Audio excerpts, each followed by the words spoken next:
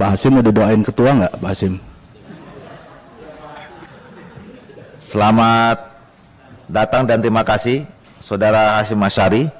Hari ini kita sesi yang keempat.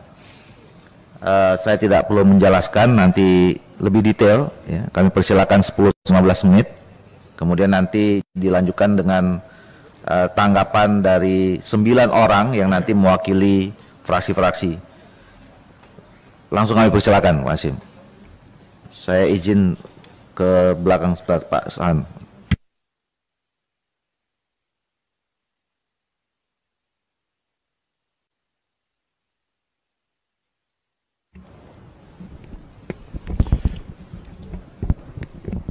Assalamualaikum warahmatullahi wabarakatuh. Selamat siang dan salam sejahtera untuk kita sekalian.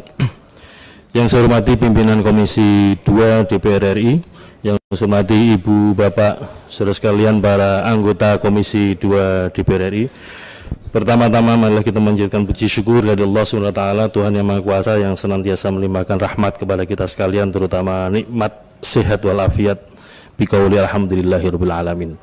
Yang kedua, saya izin memperkenalkan diri, nama saya Hasyim Asy'ari. Terima kasih atas kesempatan undangan untuk menghadiri dan mengikuti uji kelayakan dan kepatutan calon anggota KPU Republik Indonesia periode 2022-2027. Pimpinan dan para anggota yang kami hormati, pada kesempatan ini saya akan menyampaikan pandangan saya tentang menjamin pemilu berintegritas. Yang pertama, saya kira kita mengetahui semua bahwa indikator pemilu demokratis adalah sering dikenal dengan istilah predictable procedure but unpredictable result.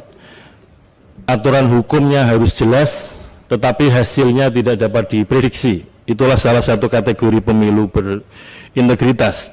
Nah, di antara indikator pemilu berintegritas, pemilu demokratis adalah kepastian hukum.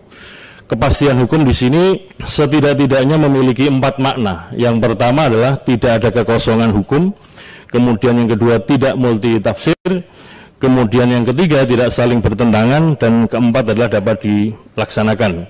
Kalau dalam konteks pemilu di Indonesia, pemilu demokratis ini dirumuskan dengan istilah atau azas pemilu langsung, umum, bebas, rahasia, jujur, dan adil. Yang berikutnya, pemilu berintegritas. Pemilu berintegritas ini dimaknai sebagai pemilu yang dilaksanakan oleh KPU sesuai dengan atau berdasarkan kepada ketentuan hukum pemilu dan tunduk kepada kode etik penyelenggara pemilu.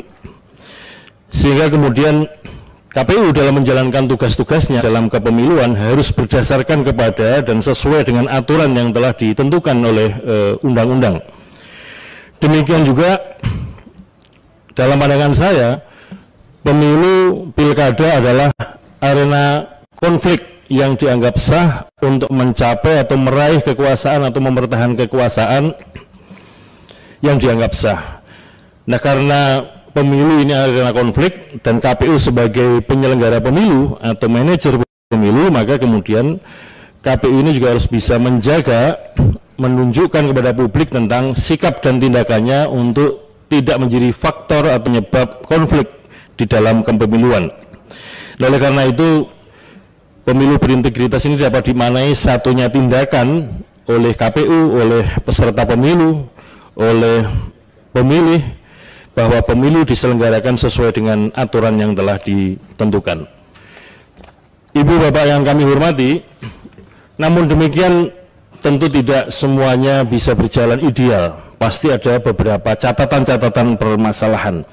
Setidak-tidaknya di dalam pemilu ada 3 aspek strategis. Yang pertama adalah kerangka hukum pemilu atau electoral law. Kemudian yang kedua adalah proses pemilu atau electoral process. Dan kemudian yang ketiga adalah penegakan hukum pemilu atau electoral law enforcement. Nah, oleh karena itu seringkali yang muncul problematikanya diantaranya adalah yang pertama ada ketidakpastian hukum. Kemudian yang kedua, proses pemilu yang tidak sesuai dengan kerangka hukum atau prosedur yang telah ditentukan. Kemudian yang ketiga, lemahnya penegakan hukum pemilu. Bapak Ibu yang kami hormati, dalam pandangan saya kemudian menghadapi atau mengatasi 3 problematika tersebut, ada 3 hal yang ingin kami sampaikan. Yang pertama adalah kepastian prosedur. Langkah yang harus dilakukan KPU adalah mengidentifikasi peraturan-peraturan KPU yang sekarang ini telah ada, apakah terdapat problematika yang itu katakanlah misalkan ada kekosongan hukum, ada multitafsir, ada ketidakjelasan ada saling bertentangan atau ada ketentuan yang tidak dapat dilaksanakan. Nah, identifikasi ini penting dalam rangka untuk merumuskan ketentuan di dalam peraturan KPU supaya kemudian harmonis dengan ketentuan di dalam undang-undang. Saya kira Bapak Ibu sekalian mengetahui salah satu problem yang dihadapi KPU adalah diantaranya di Undang-Undang Pemilu, Undang-Undang Pilkada sering diajukan judicial review atau uji materi di Mahkamah Konstitusi. Kalau kita mau ideal tentu saja harus diikuti dengan revisi undang-undang atau dengan perpu. Tapi faktanya ketika itu tidak ada, karena KPU ini adalah pelaksana undang-undang, maka mau tidak mau di dalam peraturan KPU harus dilakukan penyesuaian-penyesuaian dengan putusan Mahkamah Konstitusi tersebut. Nah, ini diantara apa yang harus dikerjakan KPU dalam rangka untuk menghindari terjadinya kekosongan hukum pasca putusan Mahkamah Konstitusi. Kemudian yang kedua, bekerja taat prosedur. Jadi peraturan KPU saja tidak cukup. KPU harus melengkapi dengan yang lebih detail yang namanya SOP atau Standard Operating Procedure dalam rangka untuk memastikan bahwa kerja-kerja penyelenggara pemilu dari pusat sampai dengan TPS sampai dengan petugas pendaftaran pemilih itu bekerja dengan standar yang sama di seluruh wilayah Indonesia. Oleh karena itu di samping ada peraturan KPU, secara internal KPU menyiapkan SOP yang menggambarkan setidaknya 5 hal tentang siapa, melakukan apa, metodenya bagaimana, kerangka waktunya seperti apa, dan outputnya apa. Nah, ini sebagai instrumen KPU untuk mengendalikan para penyelenggara pemilu itu bekerja sesuai dengan aturan yang standar secara nasional, berlaku untuk semua peserta pemilu, pemilih, dan berlaku secara nasional. Nah, oleh karena itu dalam konteks pengendalian, kalau ada hal-hal yang sifatnya kemudian jajaran kami di semua tingkatan itu ada masalah, itu pasti KPU pusat mengetahui. Di satu sisi secara normatif Undang-Undang Pemilu, Undang-Undang Pilkada menentukan bahwa KPU pusat ini adalah pemimpin kepemiluan di tingkat nasional dan menjadi penanggung jawab akhir dalam proses-proses pemilu sampai dengan tingkat TPS. Setidaknya sebagai contoh, kalau ada PHPU atau perselisihan hasil pemilu di Mahkamah Konstitusi, pasti lokusnya adalah TPS. Ini menunjukkan bahwa KPU harus tahu persoalan detail sampai dengan di tingkat TPS. Nah, oleh karena itu tentu saja bagi KPU untuk bekerja taat prosedur, kami harus melakukan serangkaian internalisasi bagi jajaran KPU di pusat, provinsi, kabupaten kota, badan ad hoc PPK, PPS, KPPS, sampai dengan Pantarlih. Ini sebagai mekanisme supaya KPU bisa memastikan jajaran penyelenggara pemilu di KPU bekerja taat prosedur. Yang ketiga, yang terakhir, Bapak Ibu yang kami hormati, penguatan kelembagaan. Penguatan kelembagaan ini bukan hanya bagi KPU saja, tetapi juga penting bagi peningkatan kualitas pemilih dan peserta pemilu.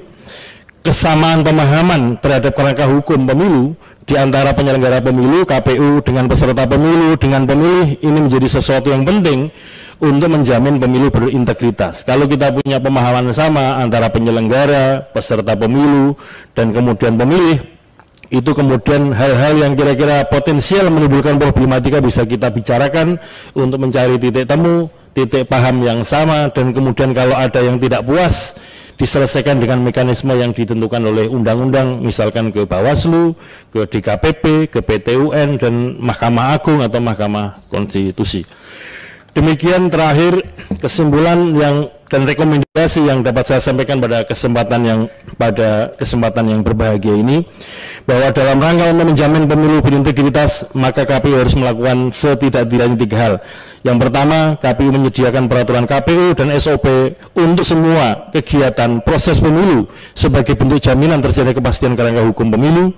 Yang kedua, KPU dalam melaksanakan segenap proses pemilu berdasarkan kerangka hukum sebagaimana diatur dalam peraturan KPU dan SOP, dan melakukan langkah-langkah pelatihan, supervisi, monitoring, pengendalian untuk memastikan bahwa proses pemilu diselenggarakan berdasarkan kerangka hukum yang telah ditetapkan, dan melakukan tindakan evaluasi dan koreksi terhadap proses pemilu yang diduga tidak sesuai dengan kerangka hukum tersebut.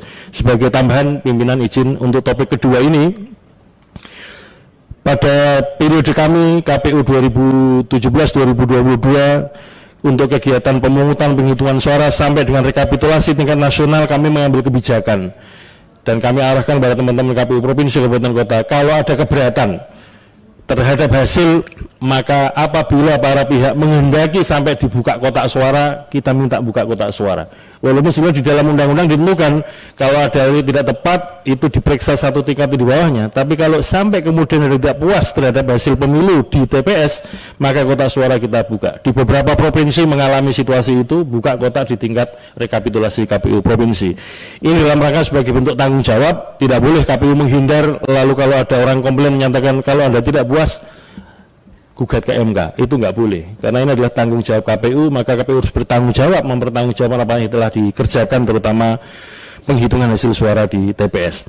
Yang ketiga, KPU melakukan penguatan lembaga berupa penguatan sumber daya manusia dan optimalisasi penggunaan teknologi untuk mewujudkan penyelenggara pemilu yang akuntabel, transparan, profesional, dan berdasar hukum. Demikian hal-hal yang dapat kami sampaikan pimpinan dalam uji kelayakan dan kepatutan pada kesempatan saya hari ini. Kalau ada kekurangan saya mohon maaf, semoga manfaat, saya kembalikan kepada pimpinan. Assalamualaikum warahmatullahi wabarakatuh. Waalaikumsalam warahmatullahi wabarakatuh. Terima kasih Saudari Hasyim Asyari yang sudah memaparkan terkait dengan visi dan misinya sebagai calon komisioner KPU RI. Pimpinan, Bapak Ibu sekalian anggota Komisi 2 DPR RI, kami akan mempersilahkan kepada perwakilan praksi-praksi untuk mendalami, bertanya, dan mengklarifikasi terkait dengan calon komisioner KPU, Saudara Hasyim Asyari. Pertama dari PDIP, silakan. Siapa Pak Komar? Pak Komar, silakan. Ini senior. Terima kasih saudara pimpinan. Pak Hasyim ini karena incumbent jadi penjelasan langsung mentok. Tapi ada beberapa hal yang ingin saya klarifikasi. Pak Hasyim sebagai incumbent, menurut penilaian Pak Hasyim pemilu yang lalu itu sudah sempurna atau belum? Kalau belum sempurna, kira-kira apa yang belum sempurna dan ke depan bagaimana cara menyempurnakan? Itu satu.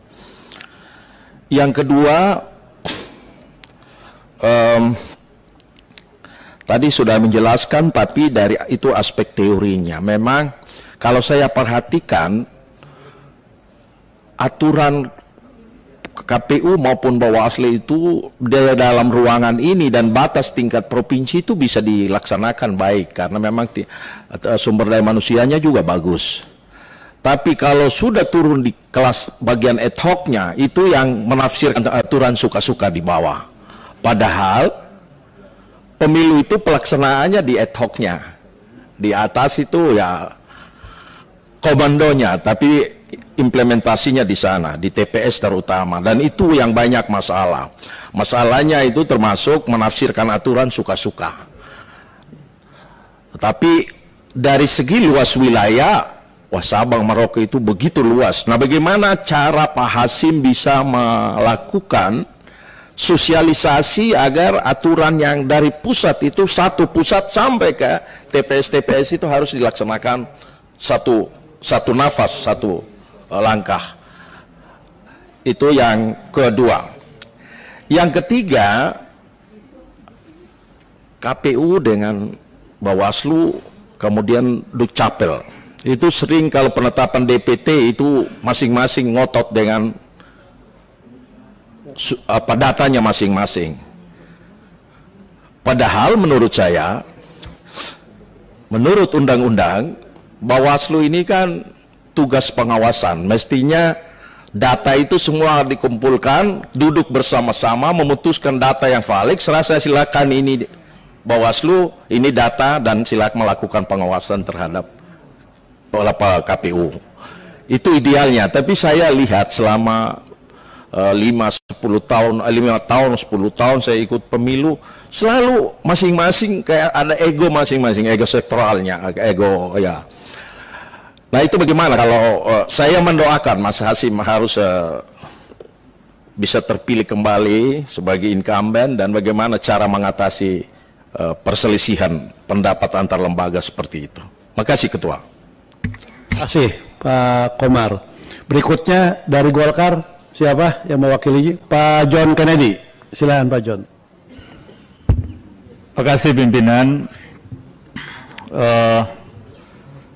Bapak Wakil Ketua DPR yang saya hormati, pimpinan dan anggota Komisi 2 yang saya hormati, Pak Hasim Asyari. Terima kasih Pak Hasim. Saya pikir apa yang dipresentasikan oleh Pak Hasim, karena beliau incumbent, adalah betul kalau saya melihat adalah cukup baik. Namun ada yang terlupakan barangkali Pak Hasim. Melihat kenangan pemilu tahun 2019 cukup memberikan suatu kesan yang harus kita perbaiki di pemilu tahun 2024. Pertama adalah kekurangan-kekurangan yang kami pantau dari pemilu 2019 itu adalah tentang satu penanganan logistik. Secara nasional ada kurang lebih sekitar 10 ribuan TPS pada tahun 2019 itu yang mengalami kekurangan logistik pemilu. Ya. Terjadi pula kasus kotak suara yang diterima KPPS yang tidak tersegel. Yang kedua adalah penanganan data pemilih. Sama-sama kita ketahui bahwa data pemilih ini menjelang akhir-akhir pemilu masih belum klop. Kalau saya tidak salah, sampai 7 hari atau 8 hari menjelang pemilu ini belum klop. Nah, bagaimana Pak Hasim artinya menangani ini di tahun 2014 supaya kejadian ini tidak akan terulang kembali? Satu yang menyisakan kenangan yang sangat pahit pada waktu pemilu 2019 adalah beban kerja KPPS yang luar biasa. Sehingga kurang lebih sekitar 527 petugas KPPS meninggal dunia. Innalillahi wa inna ilaihi rajiun. Ya, dan kurang lebih sekitar 11.240-an orang yang harus dirawat di rumah sakit atau yang jatuh sakit. Tentu dalam konteks ini harus menjadi perhatian kita bersama. Nah, Bapak selaku calon anggota komisioner KPPU di tahun 2024 yang akan datang, langkah-langkah apa yang akan Bapak pilih, yang akan Bapak lakukan sehingga kejadian-kejadian yang seperti ini tidak akan terulang kembali. Sebab dengan menutupi kejadian ini tentu kita berharap pemilu di tahun 2024 akan semakin baik. Terima kasih. Assalamualaikum warahmatullahi wabarakatuh. Terima kasih Pak John. Berikutnya dari Gerindra, silakan Pak Pras. Terima kasih pimpinan dan anggota Komisi 2 yang kami hormati. Saya singkat saja, Pak Hasim. Pak Hasim ini kan salah satu incumbent ya. Dari seluruh catatan pemilu baik tahun 2014, 2019, kemudian selama 1 tahun kita di Komisi 2 dalam konsinyering maupun rapat dengar pendapat maupun rapat kerja, itu kan seluruh catatan sudah ada. Pertanyaan saya hanya satu saja. Saya ingin mendapatkan semacam penegasan lah, komitmen dari Pak Hasim sebagai salah satu incumbent. Apakah kemudian Pak Hasim akan berada atau memilih di zona nyaman, artinya menjalankan pemilu ini sebagaimana ritual 5 tahunan, atau ada komitmen bahwa Pak Hasim melihat catatan-catatan, kita ingin meninggalkan legasi yang baik untuk pemilu tahun 2024. Saya butuh komitmen penegasan dari Bapak, apakah Bapak berani mengambil langkah-langkah extraordinary, langkah-langkah revolusioner untuk menyelesaikan catatan-catatan yang itu menjadi menjadi keresahan kita bersama dan menjadi komitmen kita bersama-sama supaya pada pemilu tahun 2024 catatan-catatan itu akan diperbaiki dan ini menjadi pemilu yang bersih, pemilu yang baik, pemilu yang jujur, yang adil, yang berintegritas dan sebagainya. Saya kira itu saja dari kami. Terima kasih pimpinan. Terima kasih Pak Pras. Berikutnya dari Nasdem. Izin pimpinan. Ya, silakan. Izin pimpinan. Oh, Sebelum dilanjutkan mohon izin.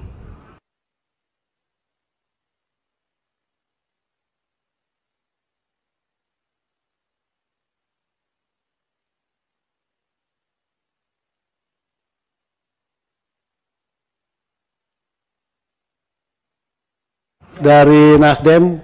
Terima kasih Pak pimpinan. Farhan. Nggak harus diulangi Pak Gausnya. Baik, terima kasih pimpinan. Pimpinan Komisi 2 dan juga tentu saja seluruh anggota Komisi 2 yang terhormat.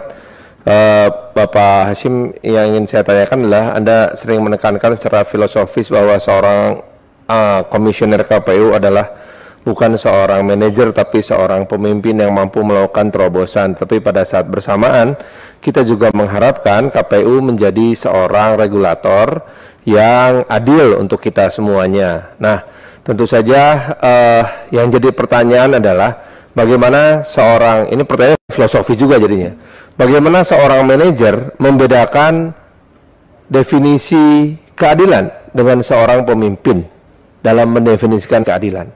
Karena keadilan yang harus Anda bagi tidak hanya kepada para peserta atau kontestasi pemilihan, tetapi juga harus memberikan rasa keadilan kepada seluruh warga negara Indonesia yang memiliki hak untuk memilih.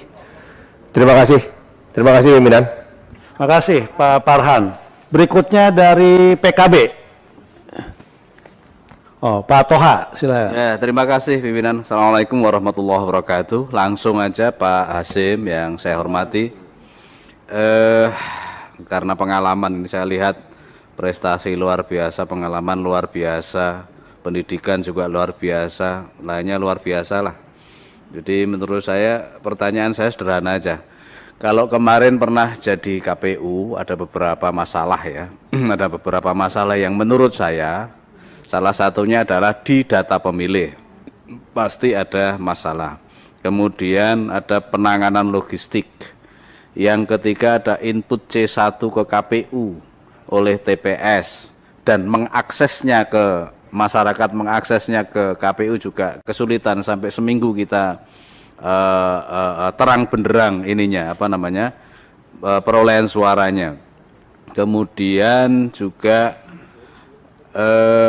ya IT yang lemot. Nah, dari beberapa hal yang mungkin saya sebutkan, mungkin ada juga permasalahan-permasalahan yang lain, mohon dijawab. Kira-kira nanti kalau sudah jadi anggota KPU lagi atau komisioner KPU lagi, apa yang harus dilakukan untuk mencari solusi atas permasalahan-permasalahan ini. Itu aja, terima kasih. Assalamualaikum warahmatullahi wabarakatuh. Terima kasih Pak Toha dari PKB. Berikutnya kami persilahkan dari Demokrat, Pak Anwar.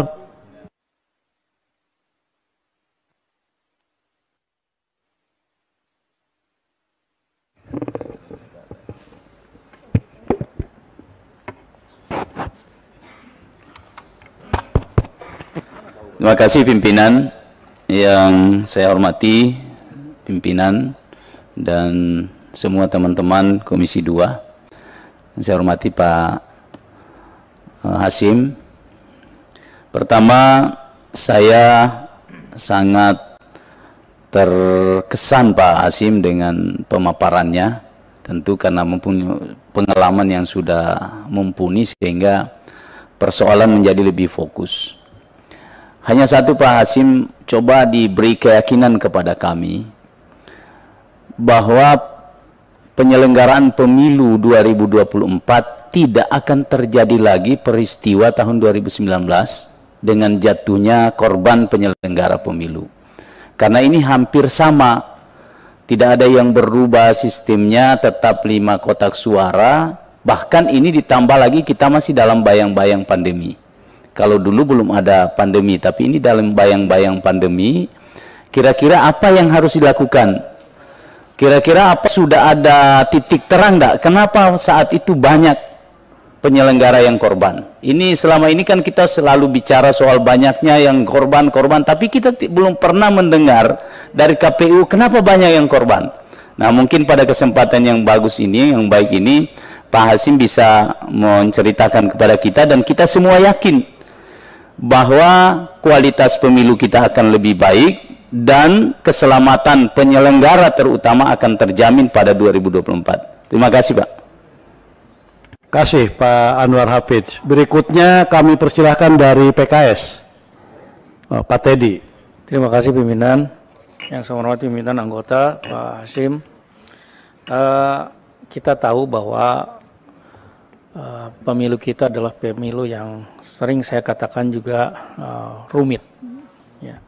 Karena itulah kemudian situasi ini menuntut juga kita untuk melakukan tindakan pencegahan dan kemudian mitigasi sehingga bisa tepat apa yang kemudian kita harapkan. Resiko-resiko ini juga tentu harus kita antisipasi, harus kita persiapkan lah kata. Karena itulah kemudian manajemen resiko ini menjadi sesuatu yang penting. Karena itulah kemudian pertanyaan saya, bagaimana kemudian saudara calon memandang bahwa manajemen resiko ini apa saja yang kemudian mesti dilakukan ya, oleh penyelenggara dan tentunya dipersiapkan, termasuk juga oleh pemerintah dalam hal ini. Yang kedua, dari kerumitan-kerumitan tadi yang 2019 kita sudah tahu seperti apa catatan-catatan persoalan-persoalannya. Nah, sehingga ini juga menuntut kita melakukan sebuah inovasi-inovasi. Regulasi sekarang ini kan juga tidak berubah, artinya masih menggunakan undang-undang yang existing. Apakah kemudian itu juga bisa dilakukan sebuah inovasi-inovasi, memungkinkan dilakukan sebuah inovasi khususnya berkaitan dengan teknis penyelenggaraan yang sangat tergantung sekali dengan regulasi. Karena kita juga tidak ingin ada permasalahan-permasalahan di kemudian hari. Demikian pimpinan, terima kasih. Terima kasih Pak Teddy dari PKS. Berikutnya kami persilahkan dari PAN. Siapa? Oh, bukan Pak Gaus. Silakan Ibu. Kalau saya selalu pendek. Terima kasih Abuya waktunya. Terima kasih pimpinan. Silakan Ibu Dian. Saya tepuk tangan dulu. Ya, ini atas izin Abuya. Kalau nggak diizinin saya juga nggak berani.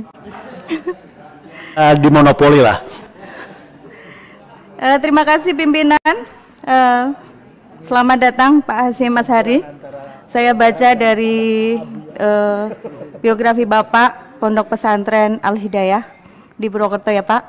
Terus lulusan Unsud juga. Kebetulan saya Unsud juga. Saya membaca tulisan Bapak yang diterbitkan kepada tahun 2011 September kalau nggak salah. Saya lupa ingat. 3 menit ya. Membuka ruang dan mekanisme pengaduan pemilu. Nah, saya tertarik sekali di sini karena saya punya pengalaman yang buruk di 2019. Jadi pada tahun yang lalu saya pernah mengadukan nih, ada suatu pengaduan dari saya tidak ditanggapi Pak. Nah ini bagaimana nih? Ketika nanti insya Allah Bapak terpilih lagi, saya doakan berarti ya Pak. Bagaimana cara Bapak untuk mewujudkan seperti yang tertulis dalam tulisan Bapak gitu di tahun 2024. Jadi saya berharap semua pengaduan di dapil manapun, dari caleg manapun diterima dengan baik Pak. Jadi jangan dilempar-lempar. Karena ketika kita memberikan pengaduan itu pasti dengan bukti yang otentik. Itu aja, terima kasih. Terima kasih Ketua. Abuya, terima kasih. Assalamualaikum. Terima kasih Bu Dian. Memang penting juga supaya tidak ada monopoli oleh satu pertanyaan. Betul. Nanti bisa dibawa ke KPPU. Terima kasih. Terima kasih. Berikutnya kami persilahkan P3 Pak Samsur Rijal. Terima kasih pimpinan. Assalamualaikum warahmatullahi wabarakatuh. Yang kami hormati pimpinan DPR RI dan yang hadir saat ini Pak Hasim dan pimpinan Komisi 2, rekan sekalian yang berbahagia. Langsung saja kami pertanyakan Pak Hasim, bahwasanya penyelenggaraan pemilu kita sudah disepakati oleh KPU dengan surat keputusan yang dilaksanakan tanggal 14 Februari 2024. Salah satu pasal disebutkan dalam Undang-Undang Nomor 7 2017 bahwasanya tahapan diperlukan 20 bulan setelah penetapan tanggal itu. Itu berarti Juni tahun 2022 ini sudah akan dimulai segera tahapan. Pak Hasim tahu betul itu. Nah, yang ingin kami tanyakan adalah di dalam tahapan pada hari pertama, pada bulan pertama tahun Juni 2022 itu, di situ akan ditetapkan, diatur berkaitan dengan perencanaan, langkah-langkah dan program anggaran dan lain sebagainya. Berkaitan dengan anggaran, kami ingin tanyakan bagaimana Bapak menyikapinya untuk penyelenggaraan pemilu 2024, sementara kita masih belum bisa memprediksi kondisi perkembangan COVID dengan bermacam-macam varian yang ada saat ini. Kita nggak tahu persis bagaimana varian yang akan muncul setelah Omikron ini dan setelah didahului oleh Delta. Itu yang pertama, Bapak. Kemudian yang kedua yang ingin kami tanyakan adalah masalah coklit. Kita turun ke lapangan melihat bagaimana coklit itu dilakukan dan itu memerlukan biaya. Tapi faktanya setelah dilakukan pencocokan dan penelitian data yang ada kepada mereka yang tersisa yang ada itu, apakah karena meninggal, pindah, segala macamnya, faktanya tidak dilakukan penyesuaian di lapangan, baik oleh KPU, baik ataupun oleh Bawaslu yang ada di daerah, sehingga pekerjaan coklat itu menjadi sia-sia dan data tetap juga berubah. Orang yang meninggal kadang-kadang juga ikut dipanggil untuk mencoblos di TPS. Karena coklitnya tidak dioptimalkan pematannya. Barangkali mungkin Bapak bisa mencarikan solusi bagaimana itu bisa dilakukan. Barangkali itu dua saja pimpinan. Terima kasih. Assalamualaikum warahmatullahi wabarakatuh. Terima kasih Pak Samsur Rijal. Itu 9 yang ditanyakan kepada Saudara Hasim, kami persilahkan untuk menjawab. Kalau ada yang sama dirangkum saja, jadi nggak usah di list satu persatu. Dipersilahkan. Terima kasih pimpinan. Saya mohon izin nanti tidak menjawab satu persatu sebagaimana arahan pimpinan tadi per topik yang disampaikan. Yang pertama kami ucapkan terima kasih pada Pak Komarudin Watubun dari fraksi PDIP. Yang kedua kami ucapkan terima kasih kepada Bapak John Kennedy Aziz dari fraksi Golkar. Yang ketiga kami ucapkan terima kasih dari Pak Prasetyo fraksi Gerindra. Saya ucapkan terima kasih kepada Bapak Muhammad Farhan dari Nasdem. Saya ucapkan terima kasih kepada Bapak Muhammad Toha dari PKB. Kemudian saya ucapkan terima kasih kepada Pak Anwar Hafid dari Demokrat. Kemudian terima kasih kepada Pak Teddy Setiadi dari PKS. Kemudian terima kasih kepada Ibu Dian Istiqomah PAN. Dan terakhir terima kasih kepada Pak Samsur Rizal dari P3. Bapak Ibu saudara sekalian, saya memulai dari yang istilahnya filosofis dulu yang disampaikan oleh Pak Farhan.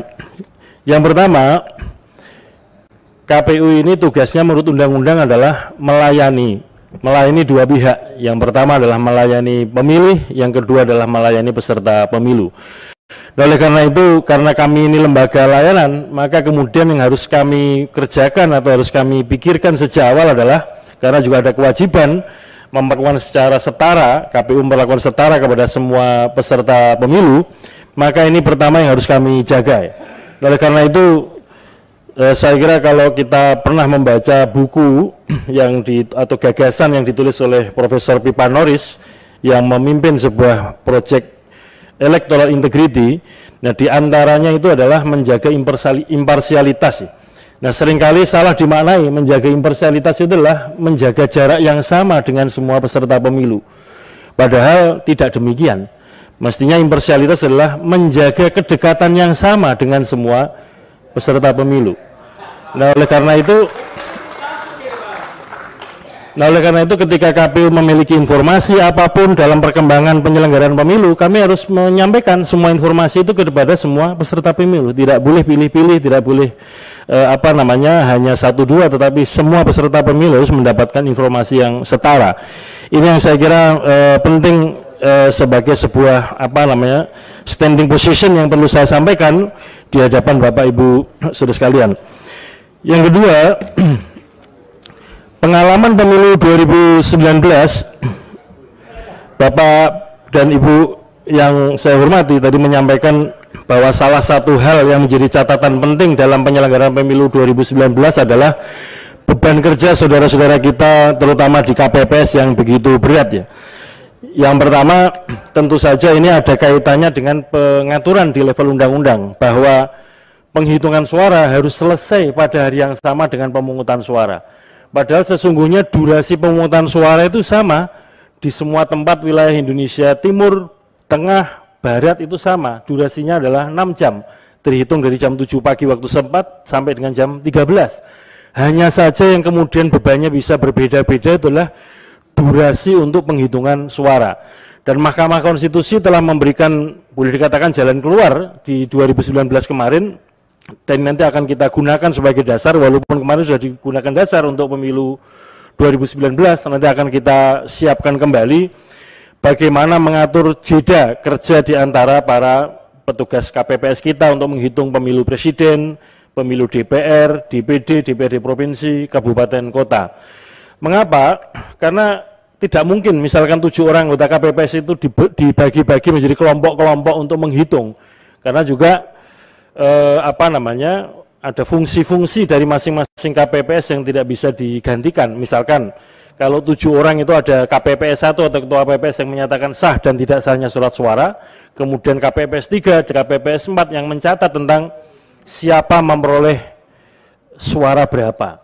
Nah ini kalau kemudian dibagi kelompok-kelompok kan menjadi menjadi problem. Demikian juga Bapak Ibu ketika menyiapkan saksi juga menjadi bertambah. Karena kalau kelompok-kelompoknya di KPPS model penghitungannya dalam. Namun demikian perlu kami menjadi perhatian bahwa yang ini penting untuk kita perhatikan bersama-sama Bapak Ibu, tentu KPU mulai pusat sampai daerah ini penyelenggara negara, dalam arti penyelenggara pemilu. Tapi bukan masuk ranah ASN, sehingga kami ini tidak tunduk pada undang-undang ASN. Demikian juga kami ini juga tidak tunduk pada undang-undang ketenagakerjaan. Kami ini bukan buruh, bukan tenaga kerja. Sehingga kalau kemudian beban kerja dikonversi misalkan maksimal kelayakan kerja sehari 8 jam, tentu akan kami jadikan bahan perhitungan, pertimbangan. Namun demikian kalau dikonversi dengan jumlah honor yang diterima KPPS juga menjadi bahan catatan kita. Selama ini anggota KPPS honornya adalah 500.000 dengan durasi kerja yang begitu panjang, melampaui 8 jam, dan beban kerja dan tekanan-tekanan. Nah, oleh karena itu nanti sekiranya disetujui, kami mengajukan tambahan lah honor untuk anggota KPPS supaya kemudian menjadi semangat ya. Demikian juga kami pada pemilu 2019 sudah pernah mengantisipasi ini sebagai semacam strategi mitigasi, mengajukan bantuan asuransi untuk para tenaga ad hoc kita, tetapi tidak disetujui oleh pemerintah, sehingga kemudian pada kesempatan naudzubillah min dzalik ketika terjadi kecelakaan kerja, yang dapat kita ajukan adalah santunan. Tentu saja yang namanya ajal itu memang sudah ada batasnya.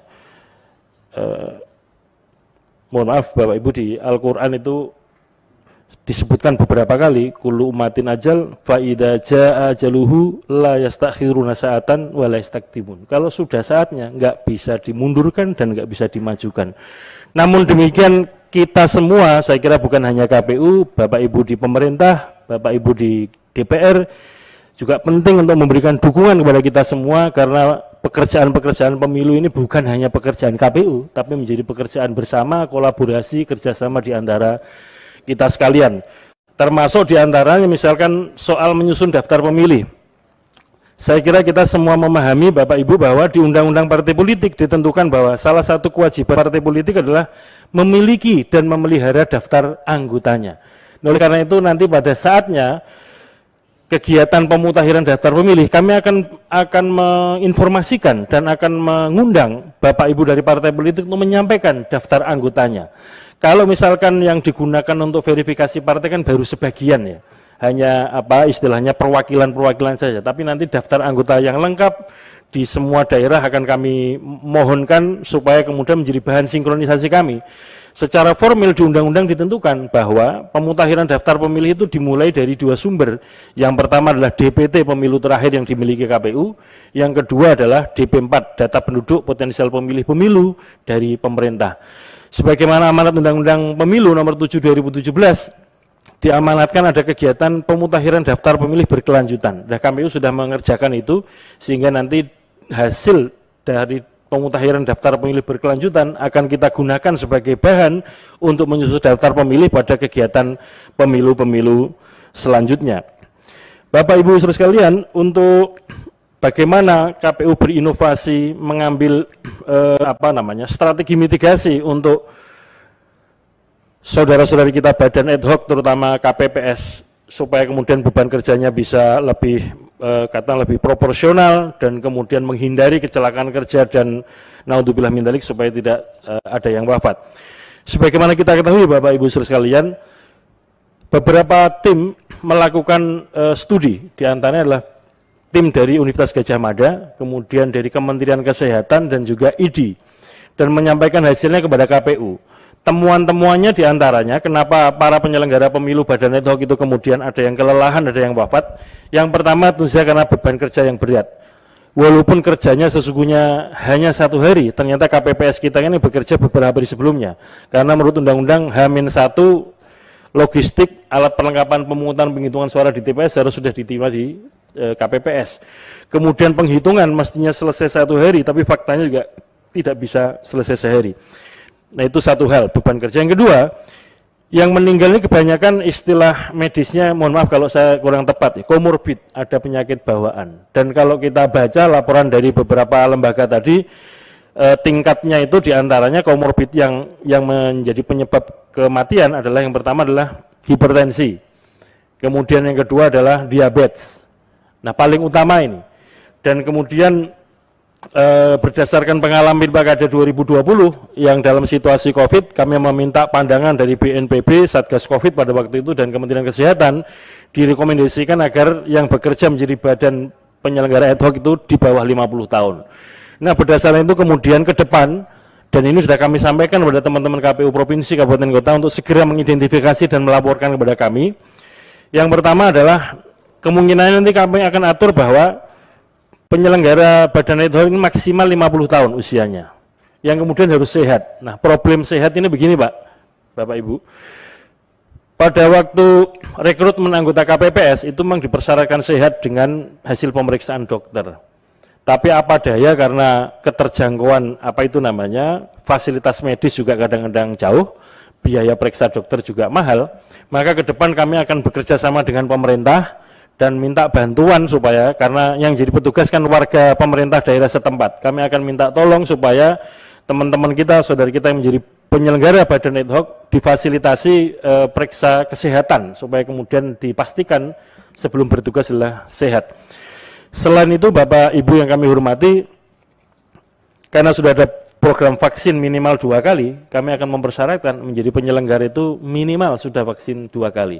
Jadi kalau kami identifikasi sekitar ada, kalau gabungan ya petugas badan ad hoc di dalam dan di luar negeri itu sekitar 8 juta, maka kemudian kalau kita cek angka warga kita yang sudah divaksin sudah melampaui itu, jadi insya Allah bisa terpenuhi. Kemudian untuk logistik, saya kira kita memahami bahwa sistem pemilu proporsional dengan daftar calon terbuka ini menjadikan tingkat kerumitan kita semua, terutama bagi kami di KPU. Tapi inilah konsekuensi ya, artinya kalau memang situasinya seperti ini dan ketika saya mendaftar kembali menjadi anggota KPU, istilahnya kalau pepatah Jawa itu nek wedi aja wani-wani, nek wani aja wedi-wedi. Itu artinya kalau takut ya jangan coba-coba berani, tapi kalau berani ya jangan takut-takut untuk maju. Jadi dalam situasi ini segala hal selama ini kami identifikasi dapil kita termasuk Pilpres itu ada 2.593 dapil. Maka desain surat suara itu juga 2.593 dapil. Dari situ saja kita harus menyadari bahwa ada potensi misalkan tertukar surat suara.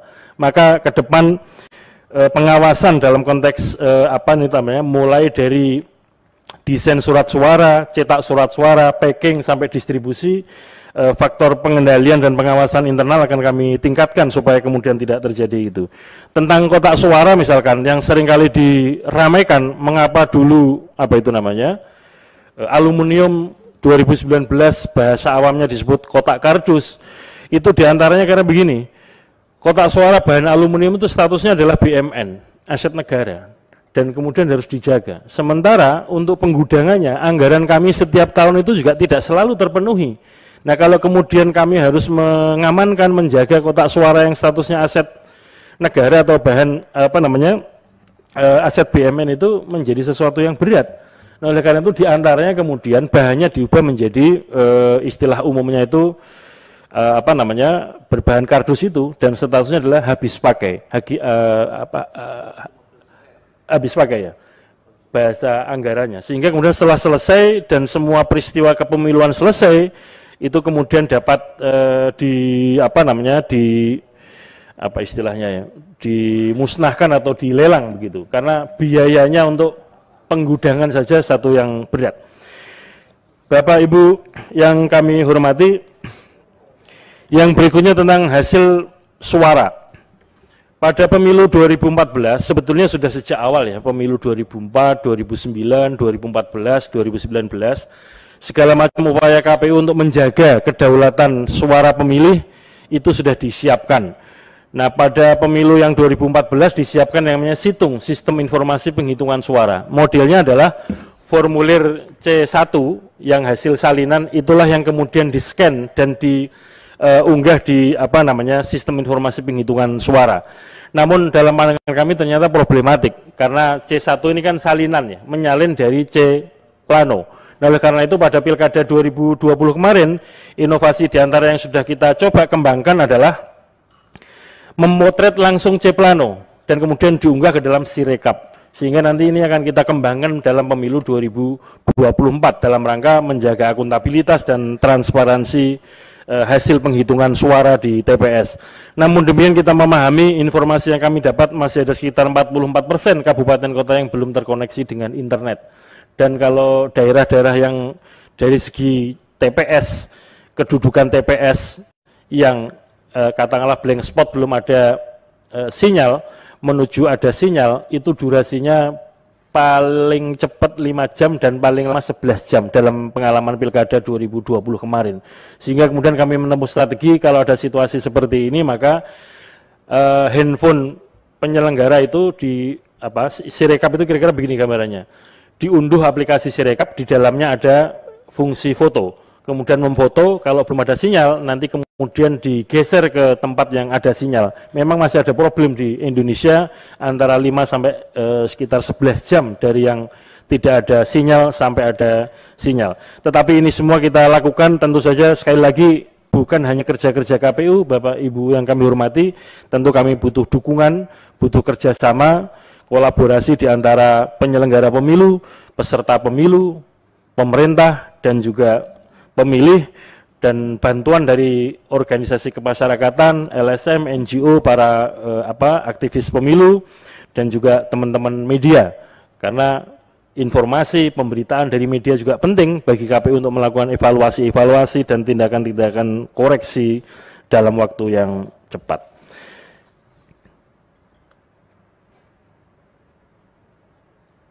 Saya kira demikian pimpinan yang dapat kami sampaikan. Sekali lagi terima kasih pada pimpinan DPR, pimpinan Komisi 2 yang telah memberikan kesempatan kepada saya untuk memaparkan visi, misi, pandangan-pandangan yang akan saya kerjakan dalam kepemiluan sebagai anggota KPU tahun 2022-2027. Terima kasih pada Ibu Bapak anggota Komisi 2 DPR. Kalau ada kekurangan saya mohon maaf. Sekali lagi kami mohon kerjasama kita semua di dalam mensukseskan pemilu 2024 dan Pilkada 2024. Terima kasih. Assalamualaikum warahmatullahi wabarakatuh. Salam. Bapak pimpinan DPR, pimpinan Komisi 2 dan para anggota Komisi 2 sudah tadi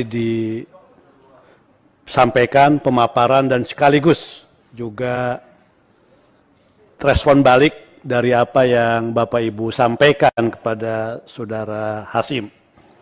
Terima kasih Saudara Hasyim Asyari, sehat selalu dan berdoa semoga terpilih menjadi komisioner KPU RI. Terima kasih, kami persilahkan. Ya, sehat selalu. Kan dalam COVID. Kan udah dibilang tadi minta doa.